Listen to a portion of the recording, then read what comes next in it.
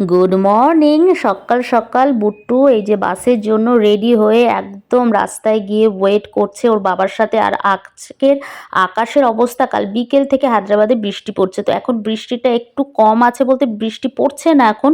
আর আমি চাইছি বুট্টু বাসে উঠে যাওয়ার আগে অবধি যেন বৃষ্টি না হয়, কারণ ওর বাস কখন আসবে জানা নেই। 5-10 মিনিট যদি দাঁড়াতে হয়, তবে বাস তাড়াতাড়ি চলে আসে। এই যে দুটিতে মিলে যাচ্ছে, আর হট করে যদি এখন বৃষ্টি নামে ভিজে যাবে বেচারাগুলো। যে কোনো সময় কিন্তু ঝমঝম করে নামবে। আর কৌশিক বলেই রেখেছে রাতে কিন্তু খিচুড়ি খাবো।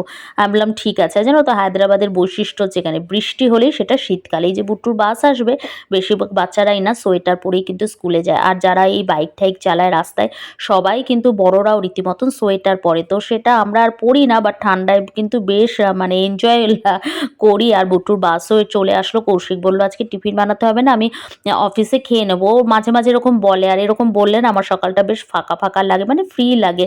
দেখো ঘরে লাইট জ্বালানো আর ঘরটা পুরো অন্ধকার। আর কৌশিক বেরিয়ে গেলে না আমি এই লাইট বন্ধ করে দেব।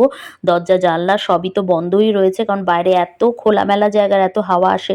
আর কৌশিক বেরোচ্ছে, এখন বৃষ্টি নামলো। তো আমি বললাম তুমি কিন্তু রেনকোটটা পরেই যাও। কৌশিকের নাম স্কুটির ডিকিতে সবসময় রেনকোট থাকে। এই দেখো রেনকোট পরেই কৌশিক আজকে অফিস যাচ্ছে। আর আসার সময়ও মাঝে মাঝে বৃষ্টি শুরু হয়ে গেলে ও রেনকোট রাস্তাতেই পরে নেয়। তো আজকে কিন্তু বৃষ্টির দিনে আমি একলা সারাদিন কাটাবো।